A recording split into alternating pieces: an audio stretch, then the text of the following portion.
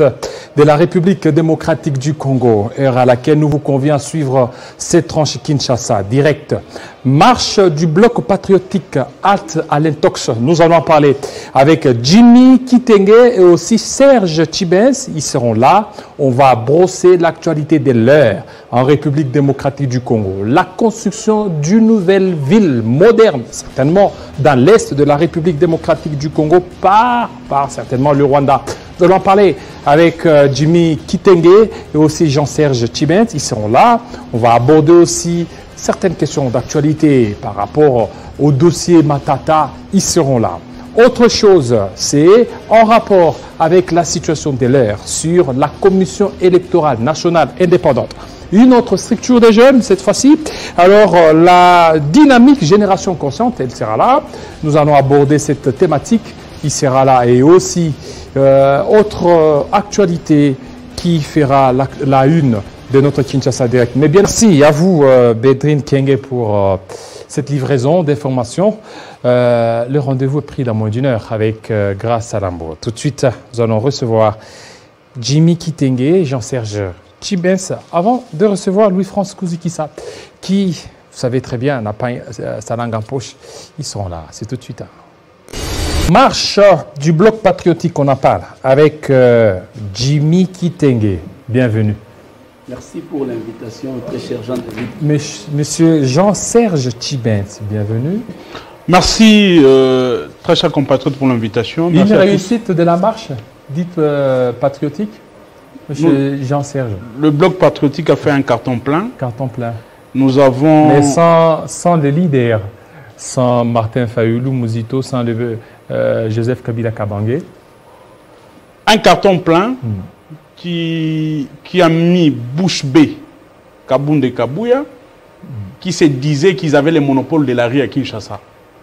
Vous n'avez rien donné comme argent? À travers cette démonstration de force, aujourd'hui, mon frère Ngoïka Sanji et Kaboundé Kabouya peuvent rester calmement. D'ailleurs, nous attendons Jeko Beya et Ngoïka Sanji qui avaient promis être dans la rue pour affronter les blocs patriotiques. On ne les a pas vus. Si nous avons donné quelque chose à ceux qui sont venus marcher, je ne pense pas. Vous n'avez rien donné? Nous étions sous la pluie. Une forte pluie à Kinshasa. Les gens ont marché sous la pluie pour dire non aux dérives dictatoriales, non à la violation permanente de la Constitution et des lois organiques, non à une CENI instrumentalisée, non à une justice sélective et instrumentalisée, non à la gabegie financière, non au clientélisme, népotisme, mais surtout au favoritisme qui bat son plein aujourd'hui. Le Congo est malade parce que le Congo est en contact avec un régime qui est incarné par ce que nous appelons comme microbe politique. L'UDPS et l'Union sacrée. Aujourd'hui, ce que nous avions fait à travers le bloc patriotique, c'est un avertissement. Les grandes activités seront bel et bien déclenchées d'un moment à l'autre après évaluation de cette marche du 13. Monsieur Jimmy, malgré votre marche, la CENI est toujours en place. Malgré votre marche, tout ce que vous aviez réclamé, taxe RAM, il y a toujours RAM qui continue toujours à bousiller les unités. Et malgré ça, rien n'a bougé. Vous ne voyez pas que c'était juste une marche de santé? Merci beaucoup, très cher Jean-David, pour la... D'abord, il faut donner le contour, encore la forme de cette marche. Il y a eu plus de 4 millions de Congolais qui sont sortis ce jour-là sous la pluie. 4 millions? Plus de 4 millions de Congolais qui sont sortis sous la pluie. Et il y a eu aucun mort, aucun blessé, pas de transco brûlés, pas de pillage dans la ville de Kinshasa. C'est qui montre l'état de droit. Pourquoi est-ce qu'il y a Vous êtes dans un état de droit. Pourquoi est-ce que nous avons... On peut vous permettre de marcher calmement, démocratiquement. Pourquoi est-ce que nous enregistrons ces bilans? C'est la même police qui opérait pendant la période de Joseph Kabila. C'est la même police qui a opéré pendant la période de M. Tshisekedi. La même église catholique qui accompagnait l'UDPS hier, c'est la même église catholique qui nous a accompagnés. La même opposition de Fayulu et Mouzito qui accompagnait hier l'UDPS, c'est la même opposition qui nous a accompagnés. Mais la différence entre nous avec l'UDPS, c'est quoi? C'est que l'UDPS brillait par le banditisme urbain. L'UDPS, c'était le terrorisme. L'UDPS, c'était une milice quand ils descendaient sur terrain, ils pillaient, ils vandalisaient, ils brûlaient, ils ont même lynché des policiers. Mais de l'autre côté, nous, c'était des républicains, des gens épris de valeur, comme qui dirait, je vais peut-être prendre un exemple dans la Bible, nous sommes le parent de l'enfant. L'enfant, c'est la constitution, l'enfant, c'est les institutions, l'enfant, c'est l'état de droit. Nous sommes les parents de l'enfant. Nous ne pouvons pas livrer l'enfant en pâture, comme l'histoire du roi Salomon. Seuls ceux qui ne connaissent pas la difficulté de cet enfant-là, comment est-ce que cet enfant est arrivé là, qui peuvent briller. Moi, je demande tout simplement à Kabouya et Kaboun de nous faire la comptabilité du bilan macabre de marche de l'IDPS, de nous faire la comptabilité des nombres de transports qu'ils ont brûlés pendant leur marche et combien ils en ont acheté. Voilà un peu la situation. Ça, c'est la forme. Maintenant, le fond, nous sommes en train de réclamer contre ce vol qu'on appelle RAM, un vol du gouvernement congolais à son peuple.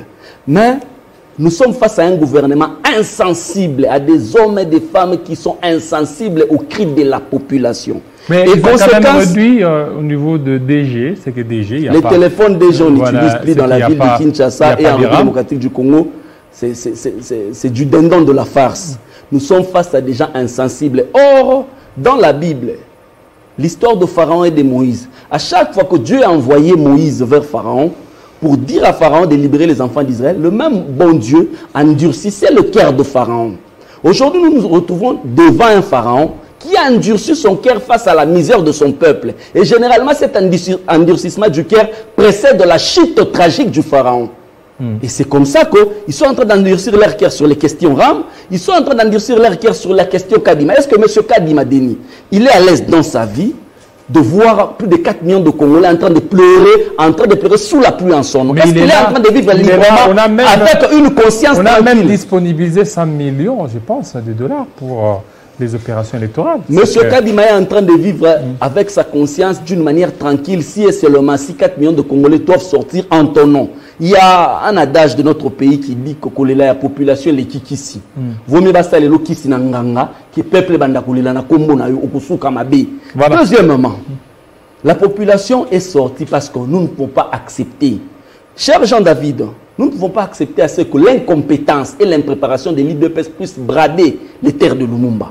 Il est inconcevable, c'est prouvé noir sur blanc que Kagame, c'est l'ennemi public numéro 1 de Congolais. Alors qu'est-ce qu'il a fait, Kagame? Il est inconcevable que nous puissions accepter 30 millions de dollars de Kagame pour construire un village en République démocratique du Congo, pendant qu'on venait de donner à Kagame un chèque en blanc pour piller la République démocratique du Congo d'une manière officielle en signant un contrat de 5 millions de dollars. Les 30 millions, c'est pour aider certainement la RDC à construire un village.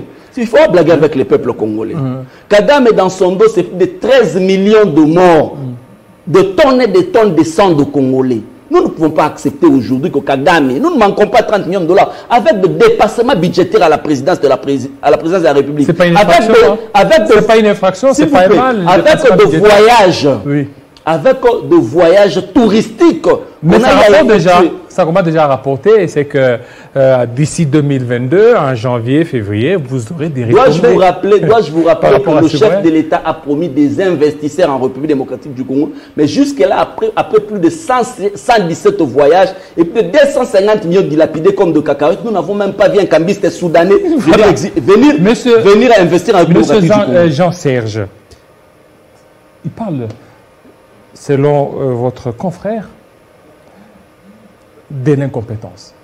Et qu'est-ce qui explique, selon vous, ce rapprochement entre Kigali ainsi que Kinshasa? Alors que sous Joseph Kabila Kabange, s'il y avait ces rapprochements, tout le monde allait monter sous la toile, commencer vraiment à expliquer. Mais aujourd'hui, il y a maintenant ces rapprochements jusqu'à ce qu'il y a 30 millions de dollars pour la construction d'un village moderne. Ça dit beaucoup. Je pense qu'aujourd'hui, le peuple congolais est en train de comprendre qui roulait réellement pour Kagame et le Rwanda. Fait Etienne Tshisekedi a traité Kabila de Rwandais. Mais en aucun jour, Kabila a déclaré haut et fort que les Banyamulenge étaient nos frères.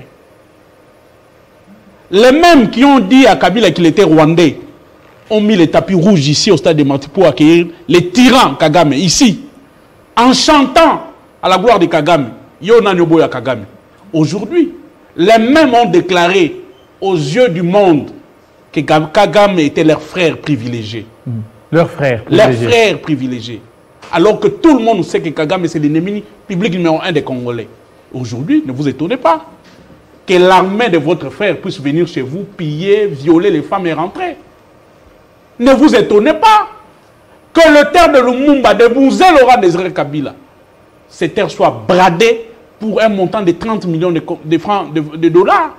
Deuxièmement, allez-y, rentrez pas en arrière. Vous allez vous rappeler que M. Tshilombo a fait signer un contrat pour l'exploitation de l'or pour un petit montant de 5 millions. 5 millions. 5 millions de dollars. Alors que nous avons des dépassements budgétaires à l'auteur de plus de 150% à la présidence.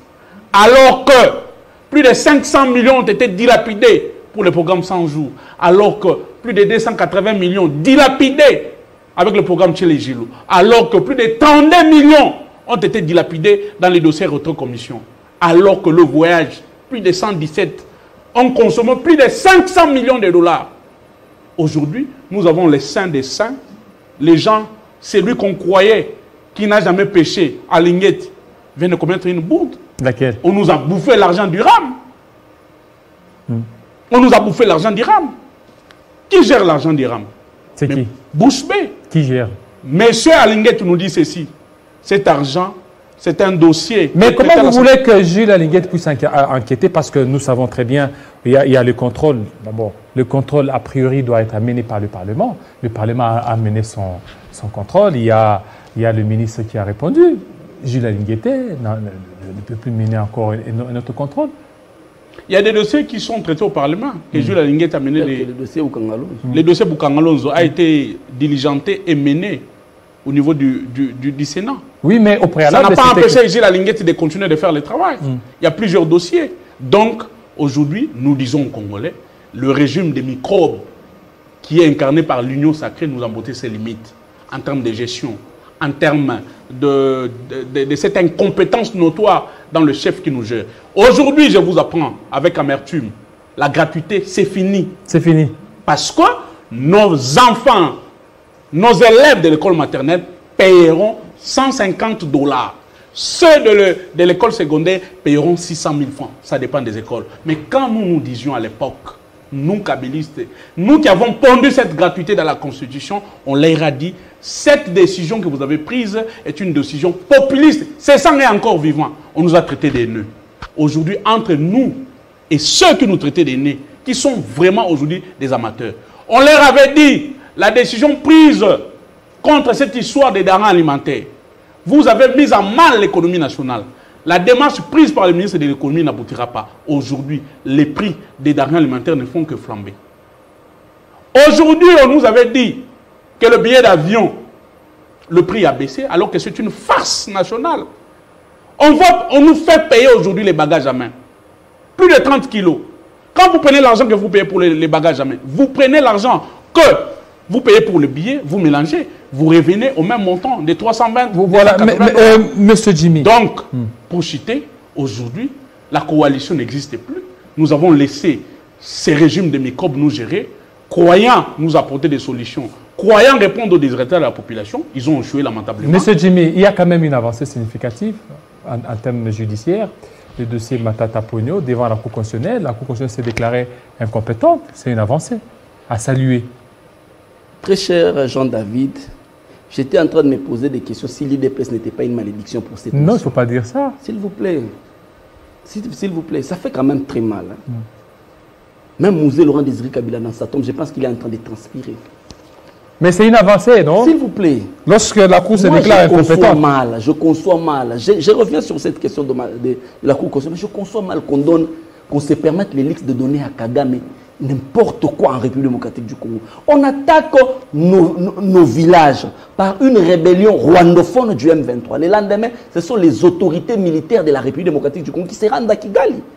Pas seulement les autorités militaires, mais même les conservateurs des titres immobiliers qui vont se rendre à Kigali. Et en fin de compte, on va nous dire que Kagame va nous construire des villages de 30 millions de $. Mais il faut blaguer avec les terres de Lumumba.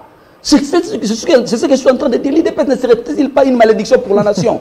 Mais au-delà de ça, quand vous parlez de la justice, Quand nous disions ici que la Cour constitutionnelle elle était incompétente, même moi, architecte de mon État, parce que nous avons travaillé sur cette Constitution, il suffit tout simplement de lire la Constitution. Je comprenais que la Cour constitutionnelle était incompétente. Mais nos amis, les procureurs Mokolo et Kalouba, ils se sont entêtés pour rien. Parce que la Cour constitutionnelle aujourd'hui, après la leçon magistrale du prof Niabirungu, ils se sont ressaisis. Il est temps pour notre aîné Kalouba d'ordonner la libération de Kamere. Pourquoi? Parce que l'infraction de vol intellectuel n'existe pas selon Tony Mwaba. Donc vous êtes en train de brader même la justice. Et d'ici là, peut-être la justice, la justice est tombée trop basse pour Vital Kamere. Non, mais parce que vous lui avez accusé d'un vol intellectuel. Mais cette infraction n'existe pas, selon les propos de Tony Mwaba, professeur de droit aussi. Il a fallu assez que Niabirungu, parce que nous, les Jimmy Kitenge, les Serge Tibet, nous en avons parlé partout. Que Matata n'était pas justiciable devant la Cour constitutionnelle parce qu'il était encore sénateur. Et alors qu'il faut spécifier que Matata gardait ses immunités pendant qu'il était devant la Cour constitutionnelle. Et tout ça, si un architecte peut comprendre, à combien plus forte raison, notre cher professeur Kalouba, notre cher procureur Mokolo, pourquoi cet acharnement et cette haine sur Matata? Aujourd'hui, parce qu'on y a Birunga donné la leçon aux autres, c'est comme ça qu'on va s'y rétracter. Merci beaucoup. Tout à l'heure, nous allons recevoir Louis-France Kouzikissa avant qu'on ne reçoive la dynamique Génération Consciente. Louis-France, c'est tout de suite.